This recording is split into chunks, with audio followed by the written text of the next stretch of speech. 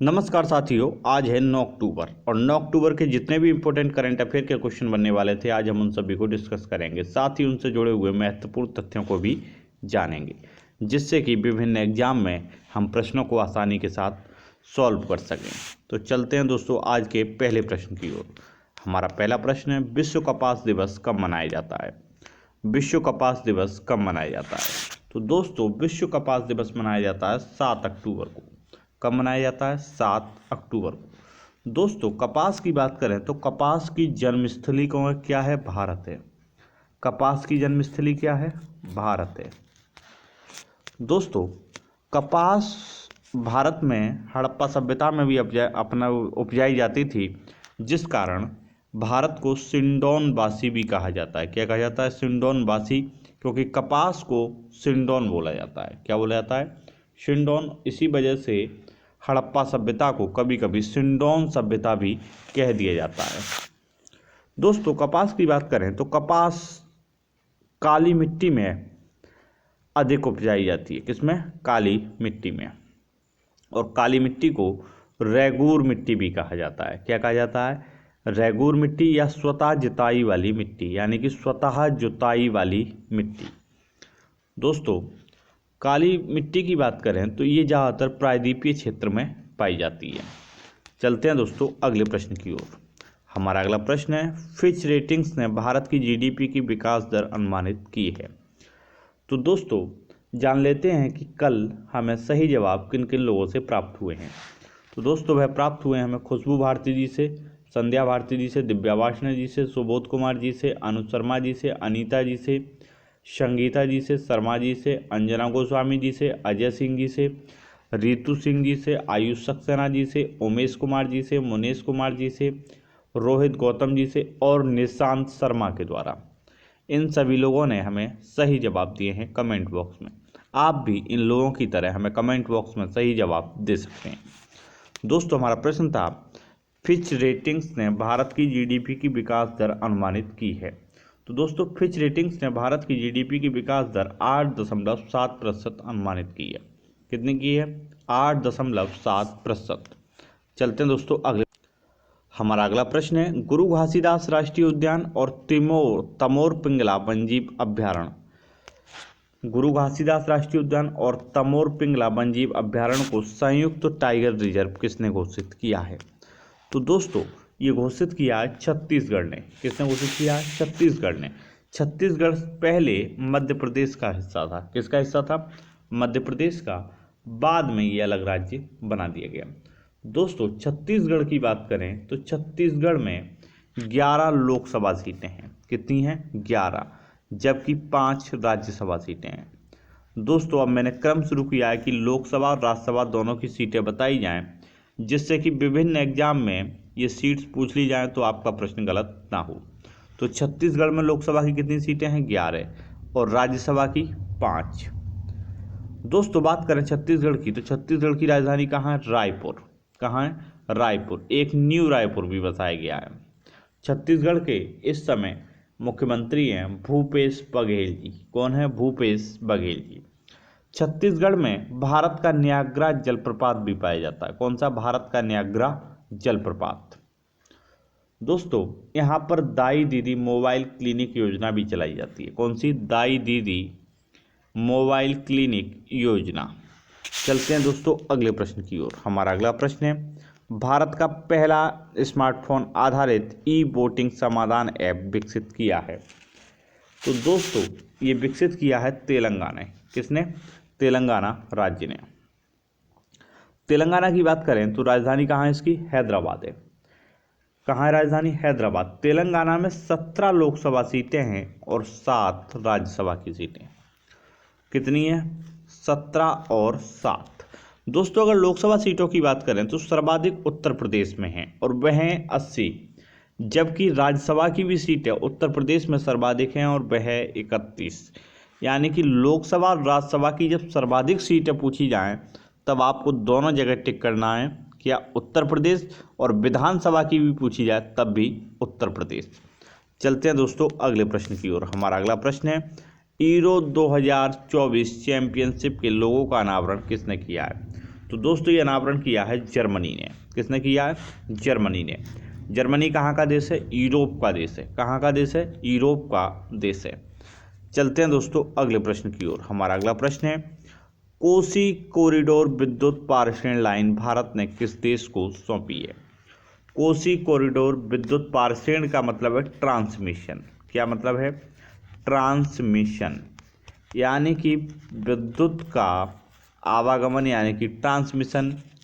Kosi corridor जो line थी भारत ने वह सौंप दी है नेपाल को। किसको सौंपी है? नेपाल को। दोस्तों कल मैंने एक प्रश्न भी बताया था कि नेपाल के छात्र भारत में सर्वाधिक पढ़ते भी हैं। तो दोस्तों अभी भारत ने नेपाल के लिए कोसी कॉरिडोर विद्युत पारेषण लाइन सौंप दी है। नेपाल की बात करें तो नेपाल की राजधानी है काठमांडू। राजधानी कहाँ है? काठमांडू। और ये बागमती नदी के किनारे स्थित है। कौन सी नदी के किनारे? बागमती। और बागमती की नदी की बात करें तो ये कहाँ से निकलती है? हिमालय पर्वत से। कहाँ से निकलती है? हिमालय पर्वत से। चलते हैं दोस्तों अगले प्रश्न की ओर। हमारा अगला प्रश्न है, अफ्रीका पैरा ओलंपिक 2023 का आयोजन किया जा रहा है। दोस्तों जैसे ओलंपिक होते हैं उसी तरीके से अफ्रीका महाद्वीप का एक पैरा ओलंपिक है और इस पैरा ओलंपिक का आयोजन 2023 में किया जाना है। इस बार यानी कि पहली बार ये घाना में आयोजित किया जा रहा है। तो घाना में कौन सी बार आयोजित किया जा रहा है? पहली बार। घाना की राजधानी की बात करें तो वो है अक्रा। घाना की राजधानी कहाँ है? अक्रा। घाना अफ्रीका महाद्वीप में अटलांटिक महासागर के किनारे स्थित एक देश है। घाना अटलांटिक महासागर में अफ्रीका के एक किनारे पर स्थित देश है। चलते हैं दोस्तों अगले प्रश्न की ओर। हमारा अगला प्रश्न है, साहित्य का नोबेल पुरस्कार किसे मिला है? तो दोस्तों साहित्य का नोबेल पुरस्कार की बात की जाए तो ये मिला है अब्दुल रज़्ज़क़ गुरनाह को। किसे मिला है? अब्दुल रज़्ज़क़ गुरनाह को। दोस्तों अब्दुल रज़्ज़क़ गुरनाह का जन्म तंजानिया में हुआ था। कहाँ पर हुआ था? तंजानिया में। जब जंजीबार रिवॉल्यूशन हुआ 1960 के दशक में, उस समय अब्दुल रज़्ज़क़ गुरनाह चले गए यूरोप। कहाँ चले गए? यूरोप। और यूरोप के देश इंग्लैंड में रहने लगे। कहाँ पर? इंग्लैंड में। फिलहाल ये यूके में रहते हैं। कहाँ पर? यूके में। और इनके पास नागरिकता भी कहाँ की है? यूके की है, क्योंकि ये 1960 में चले गए थे। कब चले गए थे? 1960 में। यह उदारवाद के बहुत बड़े समर्थक भी हैं। इसी कारण इन्हें साहित्य का नोबेल पुरस्कार भी प्रदान किया गया है। अब्दुल रज़्ज़क़ गुरनाह की बात करें तो यह एक प्रोफेसर हैं। क्या है? प्रोफेसर हैं और इंग्लिश पढ़ाते हैं। क्या पढ़ाते हैं? इंग्लिश। तो इंग्लिश पढ़ाते हैं, साथ ही किताबों का लिखने का इनका एक शौक है, जिसके तहत इन्हें साहित्य का नोबेल पुरस्कार भी दिया गया है। तो दोस्तों इसमें दो नाम और भी हैं जो कल मैंने बताए थे, बेंजामिन लिस्ट और डेविड मैकलिन। इन्हें किस क्षेत्र में मिला है? केमिस्ट्री में। किस में मिला है? केमिस्ट्री में। और मेडिसिन में किसे मिला है? आपको कमेंट बॉक्स में बताना है, क्योंकि मैं आपको बता चुका हूँ। तो दोस्तों अब्दुल रज़्ज़क़ गुरनाह को किस में मिला है? साहित्य का नोबेल पुरस्कार मिला है। चलते हैं दोस्तों अगले प्रश्न की ओर। हमारा अगला प्रश्न है, चैंपियंस ऑफ चेंज अवार्ड किसे मिला है? दोस्तों चैंपियंस ऑफ चेंज अवार्ड मिला है सुश्री सरिता सिंह को। किसे मिला है? सुश्री सरिता सिंह को। ये महाराष्ट्र की रहने वाली हैं और बच्चों के लिए निःशुल्क शिक्षा भी प्रदान करती हैं। शिक्षा के क्षेत्र में इन्होंने अपना एक एनजीओ भी स्थापित कर रखा है और ये काफ़ी अच्छे तरीके से भी शिक्षा का प्रचार प्रसार कर रही हैं और बच्चों को निःशुल्क शिक्षा प्रदान कर रही हैं। सुश्री सरिता सिंह की बात करें तो इन्हें महाराष्ट्र के राज्यपाल भगत सिंह कोश्यारी द्वारा चैंपियंस ऑफ चेंज अवार्ड से सम्मानित किया गया था। महाराष्ट्र की बात करें तो महाराष्ट्र की राजधानी है मुंबई। महाराष्ट्र की राजधानी कहाँ है? मुंबई। महाराष्ट्र की राजधानी यानी कि मुंबई है और मुंबई को ही भारत की आर्थिक राजधानी भी कहा जाता है। महाराष्ट्र की बात करें तो यहाँ पर 48 लोकसभा सीटें हैं। कितनी है? 48। जबकि 19 राज्यसभा सीटें हैं। राज्यसभा सीटें कितनी हैं? 19।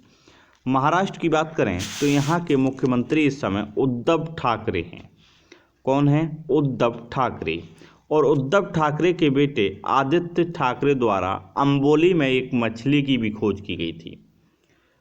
कहाँ पर? अंबोली में। और उसी जगह को क्या किया गया, इस समय प्रिजर्व किया जा रहा है। तो चलते हैं दोस्तों अगले प्रश्न की ओर। हमारा अगला प्रश्न है, हेनले पासपोर्ट इंडेक्स में कौन शीर्ष पर है? हेनले पासपोर्ट इंडेक्स में कौन शीर्ष पर है? दोस्तों हेनले पासपोर्ट इंडेक्स की कई रिपोर्ट्स आती हैं।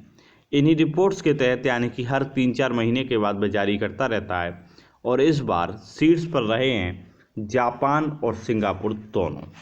तो टॉप पर कौन है? जापान और सिंगापुर।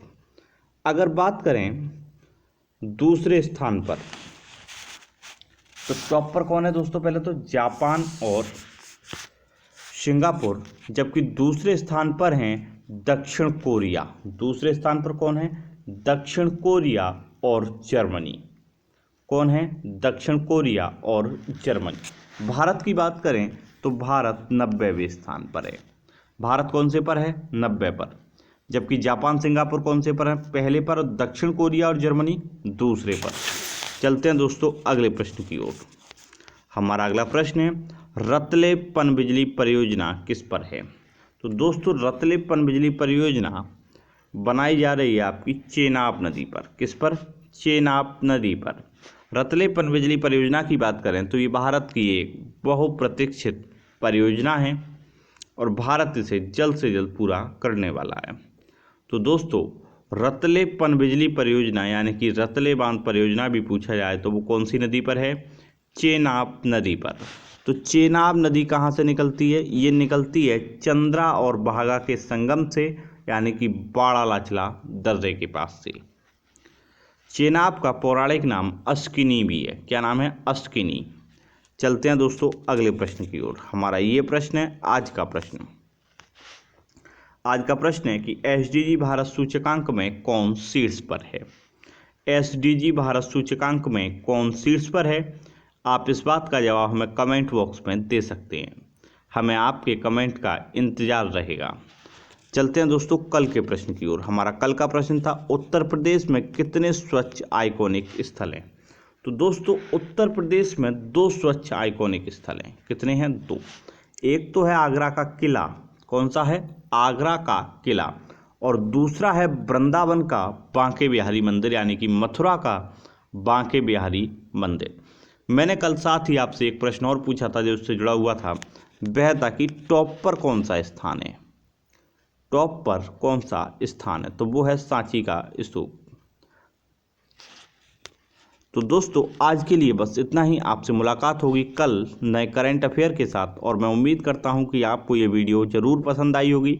अगर आपको ये वीडियो पसंद आई है तो तब आप इस वीडियो को लाइक और शेयर करना ना भूलें। अगर आप हमारे चैनल पर नए हैं तो चैनल को सब्सक्राइब जरूर कर लें। साथ ही बेल आइकन को दबाना ना भूलें, क्योंकि जैसे ही ये वीडियो कोई अपलोड की जाएगी आपके लिए तुरंत जानकारी मिल जाएगी। तो दोस्तों चैनल को अधिक से अधिक सब्सक्राइब करें, साथ ही वीडियो को लाइक और शेयर जरूर करें। धन्यवाद दोस्तों।